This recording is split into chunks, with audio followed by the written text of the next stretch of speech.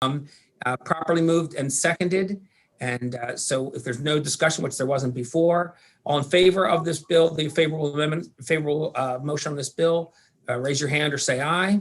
Aye. Aye. Got them all. That's unanimous, and we're done with that bill. Excellent. It just passed through the Senate too, apparently. Or it's very close to. All right, the next bill. That would have been important information to know. Yes. I didn't think it was critical. Well, it hadn't the last time, but it has, I think, just earlier today. I couldn't quite get I didn't feel like looking it up, but I couldn't get a discussion if it passed out of committee or if it actually passed on the floor. It passed on the floor, Delegate, and it was similar to ours. They did a slightly different version of the audiobook amendment, but they didn't take out replace the shall with may. But otherwise. So when we get, and I think they'll go along with that, but when we get to their bill, we'll just make it conform to ours. I think, unless they think their definition's better, we'll see what happens there. I think ours is better. But yeah, well, the Senate is much smarter than us. Just ask any senator, okay? Just ask anyone. So, okay, the next bill is House Bill is House Bill 651, which is a bill that would set up requirements for education for sign language interpreters across the state. We heard some testimony. Probably some of you have gotten some letters on this. I know I have. I don't know if it's because I have a title on this committee, but I think not. I think you've received them. My thinking on this is that while I acknowledge in a very serious way the need to have standards for people who do sign language interpretation so that indeed students who require it can benefit and not actually experience problems with learning that shouldn't exist, that exacerbated by their difficulties with hearing, that we should have them. But at the same time, I felt the bill was very prescriptive in what should be in it, what kind of test and what scores. And I don't think any of us on this committee, I know I speak for myself and probably some of you would agree, are really expert in the area of sign language interpretation and the testing. I've asked a lot of questions and I've gotten a lot of answers, but it's somewhat complicated, and I think it's a little bit out of our lane. And we have an organization in Maryland called PSTEB, Professional Standards of Teachers Education Board, which also works along with MSDE or under the guise of MSDE or with MSDE. It's kind of a little unclear the exact relationship, but the State Board of Education can approve or disapprove of things, but they actually establish standards for these sorts of things across the state. And to that end, I felt that they would be the experts. So I have had Alistair draw up an amendment, which essentially strips all the specifics out of the bill and leaves in dates. And Alistair, do you want to get into a little bit of the detail about just a few things about that? It basically says PSTEB will establish requirements. And then we can talk a little bit about when people have to get it done by and how we'll help them and what happens to people who don't have them right away. Yes, so I just sent these amendments to you in the moments before this meeting, but if you haven't gotten a chance to look at them, it's very understandable. So as the bill came in, it required that the PSTEB and the State Board of Education adopt certification regulations, but that they were fairly specific in what they entailed. Someone who was certified as an educational interpreter was required to pass an EIPA written test, which is an educational interpreter performance assessment written test, and hold a current national interpreter certification from the Registry Interpreters of the Deaf or its successor organization. And additionally, to renew, you had to meet 80 hours minimum professional development requirement. So the amendments remove that language because on the theory that I think PSTEB is better situated to figure out what the exact requirements should be.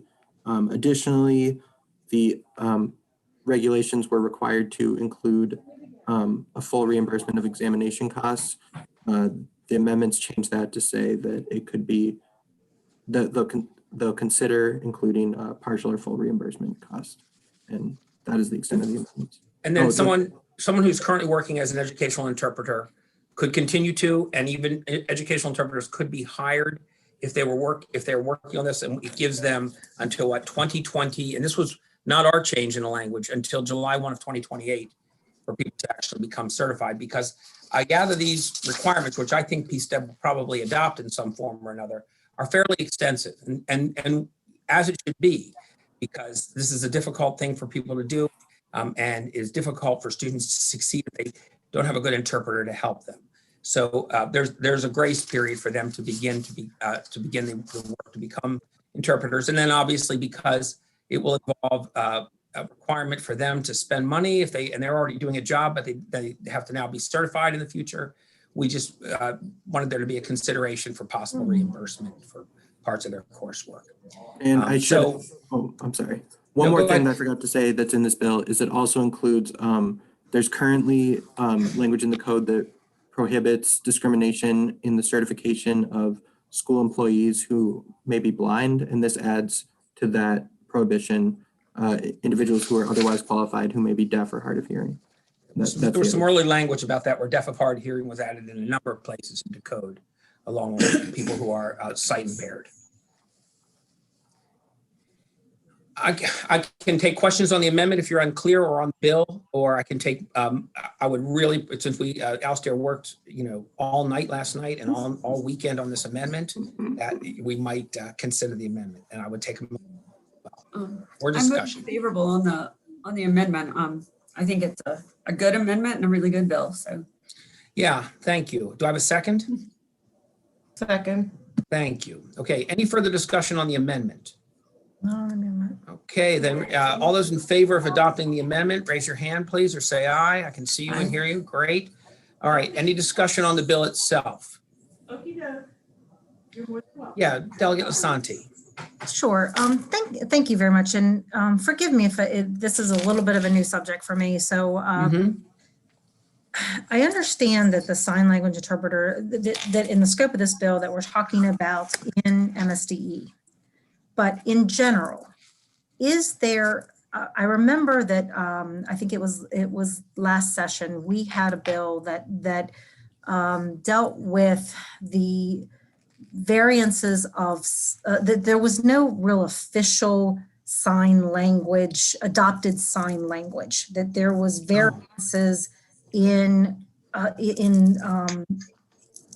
was no adopted sign language, that there are certain accepted methods. And so how does that impact this bill? So this is a question I can't answer. And I see we have a couple of experts here. I don't know who Carmen Brown is or Dewana Starrett. I think I've seen their names, but can anybody speak to how these regulations, if for example, PSTEB were to adopt ones very similar to in the bill, how would they address the idea of a specific sign language? Is there anyone who can do that? That's too bad. I would hope that maybe we'd get an expert on board. Well, okay, no, Tina W, turn on your camera. Yes, Mr. Chair. Delegate Lasanti, I am unsure. I'm slightly more knowledgeable on this issue than your average bear. On the issue, though, of is there a difference in sort of the actual spoken ASL, that I am not sure in terms of how that would relate to this bill. This bill is more having to do with the training and the requirements to basically, I guess the easiest way to say it is to translate properly from, what is being spoken. That's not really translating, by the way. Right. Sorry, I'm gesticulating. Well, as a person that speaks with my hands, I get that. Right. This is more about making sure that the person is qualified and knowledgeable in the act of translating. I don't believe it has anything to do with the specifics of the language itself. So it's, but I am happy to kind of ask that question. Okay, but I don't because if you're translating, I mean, not to be too technical, but if you're translating sign language and there is not an adopted standard, of what is. That's a good question. As far as how do you adopt a standard on the back end if we haven't adopted the standard on the front end? That makes any sense to you? No, I think it does make sense. So I think, because I want to do this right. I mean, this is a really, really important issue.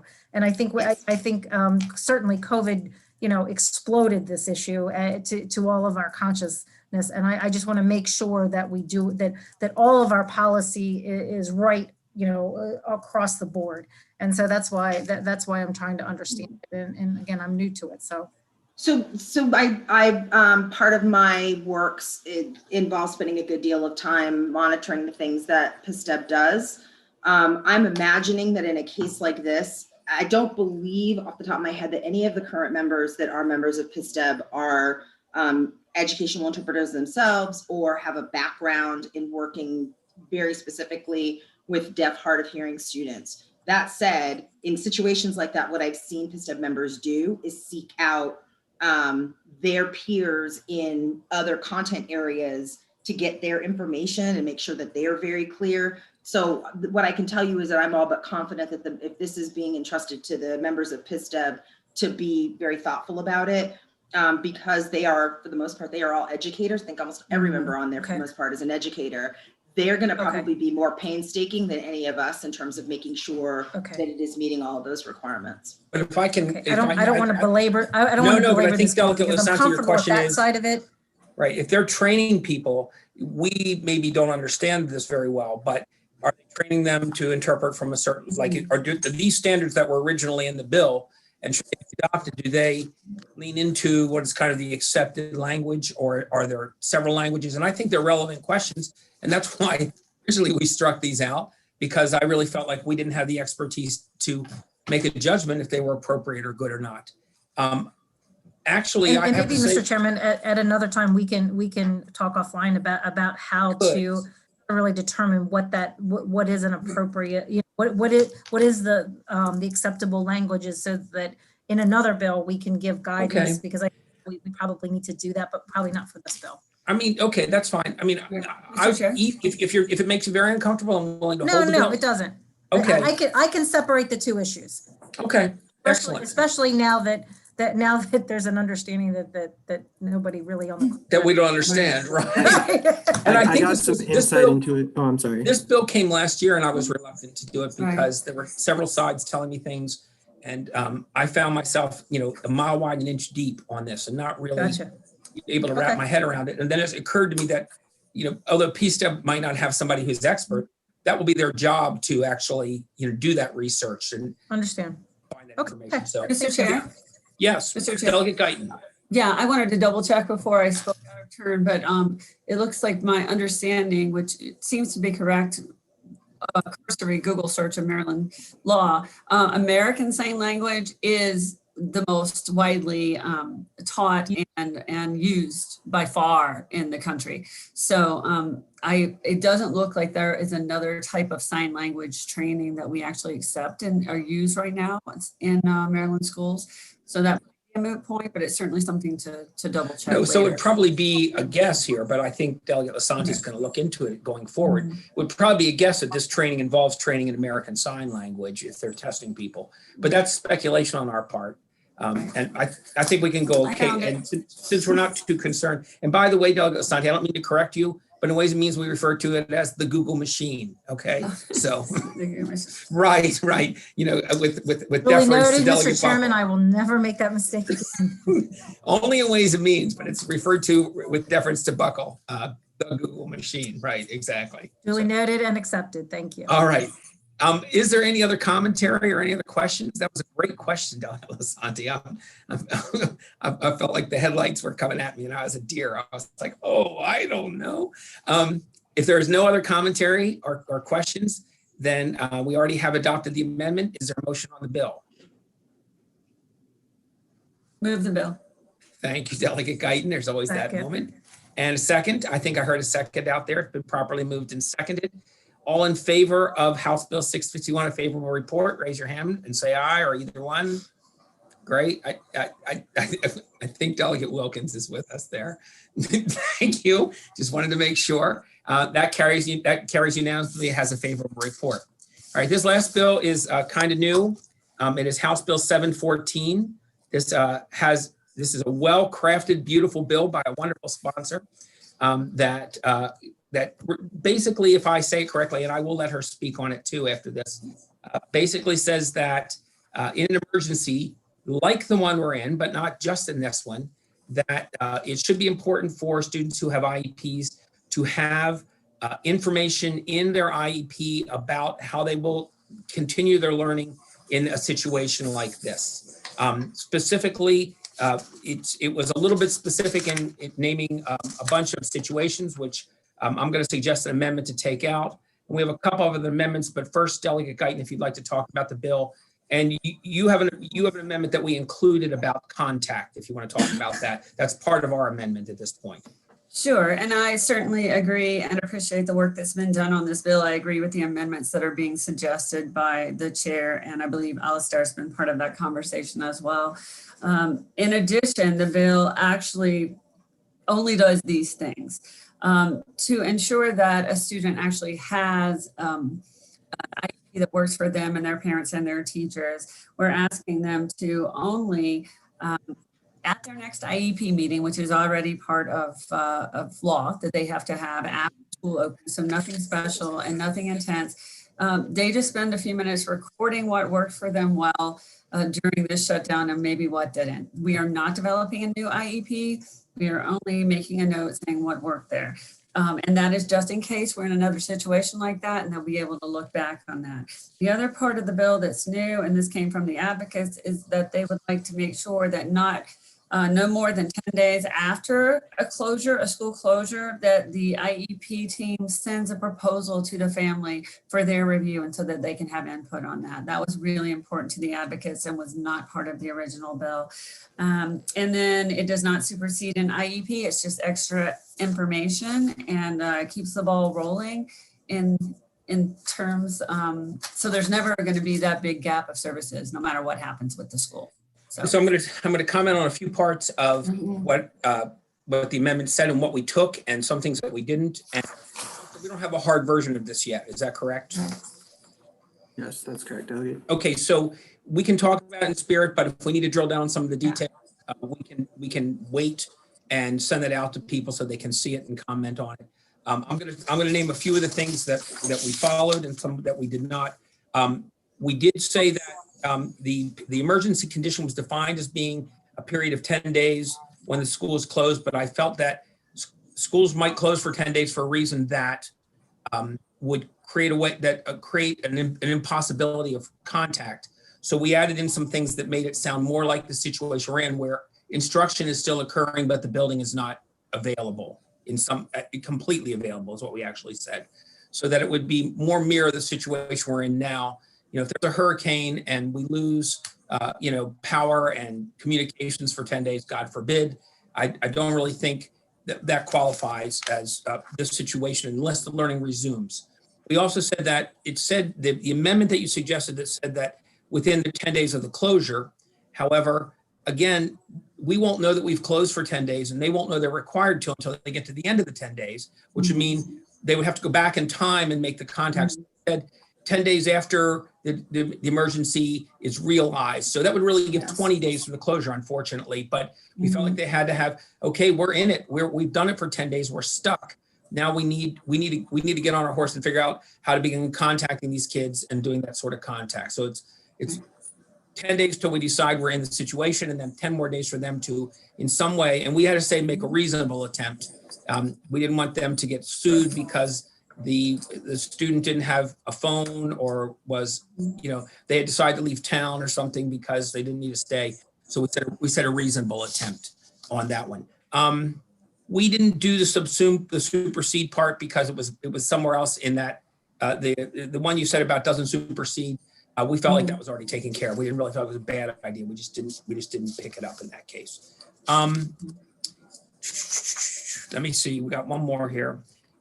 There's a whole section you suggested about individuals' education program, and there were some dates and things in it that when things need to be done. We felt like that was specific to this situation, and Alistair felt that would be best as uncodified language that would apply to this situation, something they had to do. Alistair, I don't remember what that one said. That was the one that was number 9 that suggested. I don't remember that myself. Can you tell us about it, Alistair, the one that we decided Yeah, on? absolutely.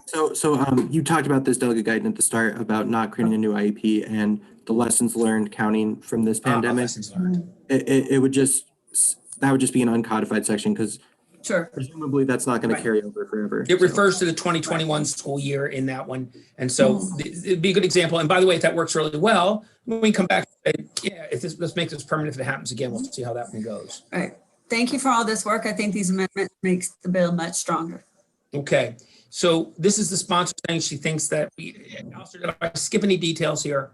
Because I think not one other really close thing, details, but is there anything that is substantial to the bill that I have not talked about? I think one other thing is you talked about removing the list of emergencies that are required Right. and just Yeah, we replacing did it that. With the time period when instruction is occurring, but access to the building is, we didn't say not available. We just said that there's limited access to the building, which could mean not at all or a little bit. Mhm. Okay. All right. Anything else that Well, anything I'll else I bring up didn't? one more concern Okay. that was probably the only sticking point still now with some of the advocates, and I don't know if they're on the line or not. And that is the portion of the bill that does say that you could, this apply to an in-person model, a hybrid model, or a remote model. There are, Right. I really don't want remote model as a possibility in this bill. I'm going to throw that out. I included all three, so there'd be more flexibility for the school systems, but I feel that I should speak to that being an issue with Maryland disability rights in particular. Okay, so I'm gonna cue people who are have not spent quite as much time drilling down this bill as you have, and maybe me. Yeah. It's on page 6 of the bill. It names that local school system will provide services, and two there: remote learning model only, or a combination of remote learning. And then you wanted to add in person. And that's what the amendment did. Now, are you suggesting we take one of those out also? Maryland disability rights would like to take remote learning out. Okay. I want the bill to pass and to be palatable to everyone, so that I just feel like I need to speak on their behalf Okay. as a concern. And I don't know if Leslie's on the call or not to speak to that. She was. She just disappeared. And I am on the. Oh, no, I am there on she the is. She call. popped up. Okay.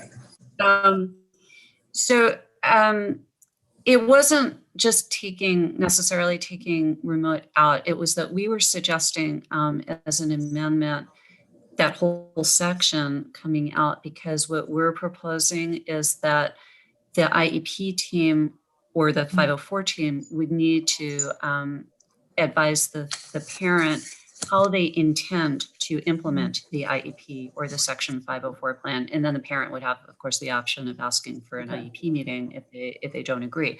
So the team could propose in-person or remote or some combination or something entirely different, but it doesn't need to be specified, because the governing principle is that the IEP team would have to tell the parent how they plan to implement the IEP. The governing thing is the IEP has to continue to be implemented.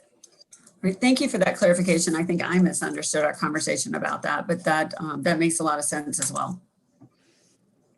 So I think if we could, so I think what we should do is decide if we want that in there at all, or if we don't. There's one more thing that I've been texted about by my counsel, who's respecting me, that we also took out learning shall include the following provisions if applicable. There's something said accommodations that allow for delivery of required services in the event of a cyber attack. It was pretty explicit. And we also said we couldn't guarantee that somebody could do services in the event of a cyber attack, that this might be creating a situation that was impossible. So we also struck that in our bill. There was a line that said daily or frequent synchronous interaction with certified employees. If you say daily or frequent, then that's frequent. So we just took out the word daily. We thought it was it's nice, but it's not really not really binding. So let's do this then, because I kind of like the idea of that the modes that are available, because different students are different, rather than doing this. Let's take up the amendment without number 5, the amendment to number 5 in the bill, and then we'll see if we want to amend it or leave it in. How's that sound? Okay. So I like to move the amendment in general with everything except for the change that might be made, or without, or maybe consideration about striking number 5 on page 6. Same way, I'm not supposed to move my own amendments. Okay, I'll move the amendment. Thank you. I'm the only one that understands. And sometimes I forget. Absolutely. Okay, I have a motion and a second. All in favor, say aye. Aye. Aye. Yep, we got them all. Yeah, we got everybody. And now let's discuss again, Michelle, do you want to just talk about what Ms. Margolis said, and just make sure everybody understands what we might be doing there? For striking the in-person, the learning models. A local school system may provide services. She suggested that Mhm. we make the amendment so that it strikes all that section. Right. And that the assumption would be that that would be in an IEP then. I do believe that that's probably covered in the amendment that you have in front of you, which talks about having to provide a model, a teaching model to the family. I think that would be included. So if that makes it more comfortable, I'm fine with that. So make a motion about that. Okay, I Because it's- move that we make that amendment. We move that amendment as well. Strike, the motion is to strike number 5 Right. out of the, on page 6, out of the bill entirely. Delegate Lasanti. My concern Oh, with let's get a second on the motion first. Anybody want to second the motion on? Thanks, I got one. All right, now. My concern with that, though, is that it's not explicit. So it leaves it to every jurisdiction. And so some jurisdictions might say, you know, we're not gonna afford that opportunity. And it leads me to my bigger, I guess the bigger question of, and I'll come back to that later of, in the retrospect of what's happened over the last year and all the decisions that have been made.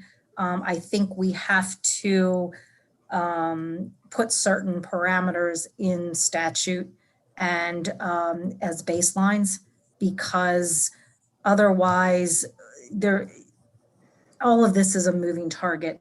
And that I think is the unintended consequence of where we see ourselves today, is that lack of overarching guidance. So a lot of school systems were really, and that's why this bill is so important, is because it is giving that overarching guidance that was not existent prior to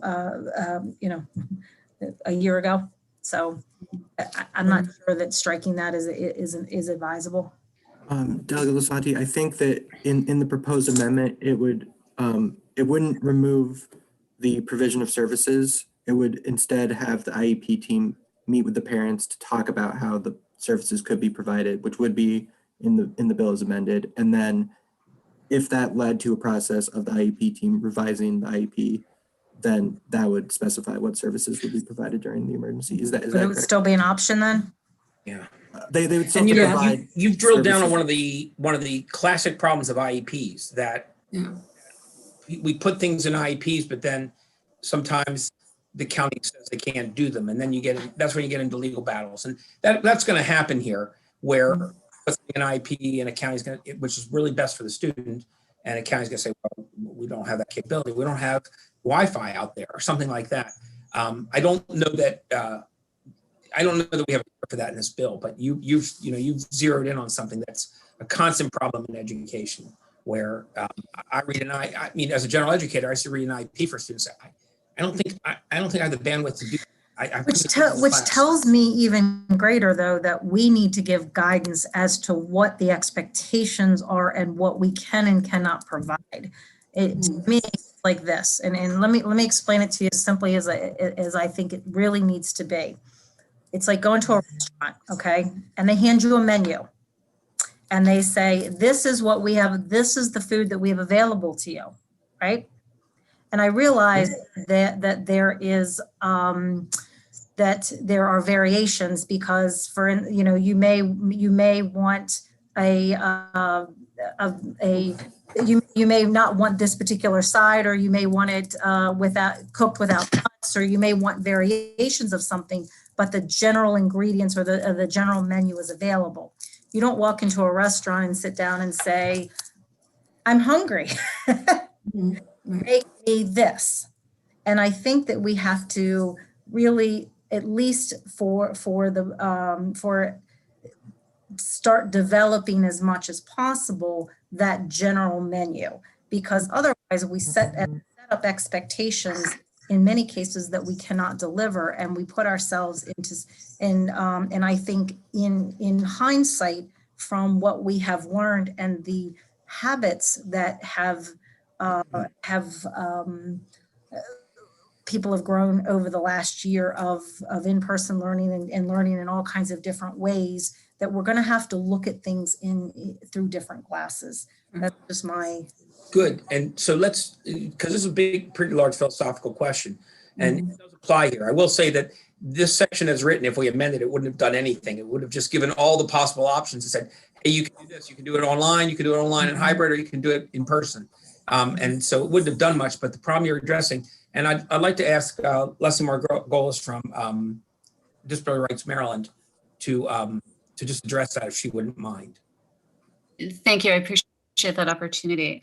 So we have learned from this past year that there are many students with disabilities who have not benefited from distance learning, and are concerned if distance learning, that if these options like distance learning and hybrid and are ensconced in the statute, as it were, that what we have found is that districts have become resistant to, or have said they aren't able to consider additional options like in person during the pandemic, even though there were ways to arrange for in-person services through private contractors, say, and that it's been limiting. And so even though there was no waiver of the obligation to implement IEPs. There was no waiver of the obligation to provide a free, appropriate public education.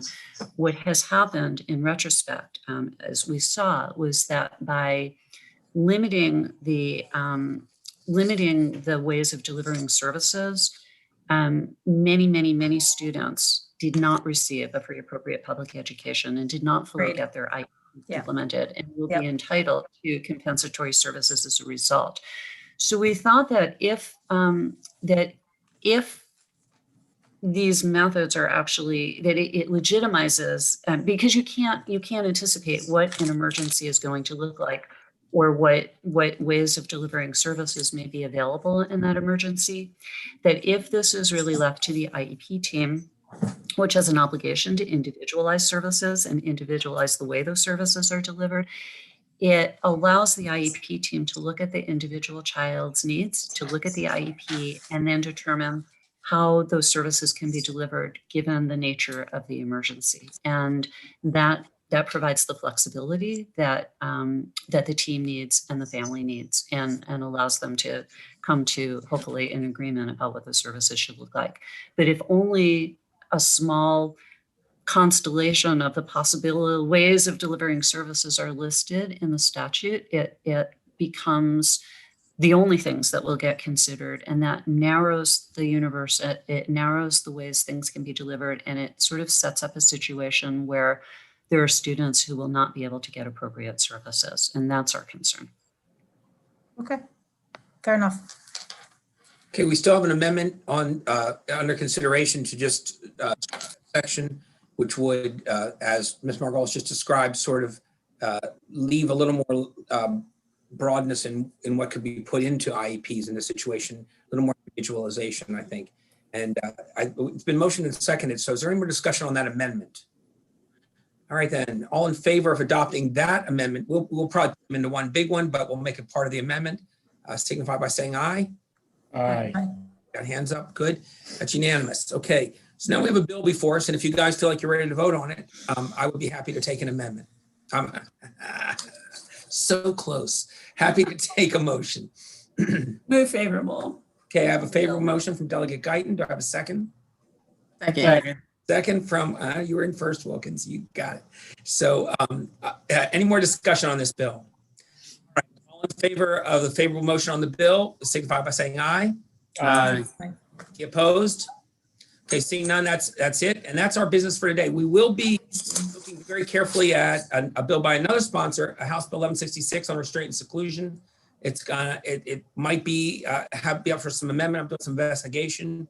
So if you'd like to have a peek at that one and ask me about it, I'll be happy to tell you. What's the bill number? It's 1166. Right.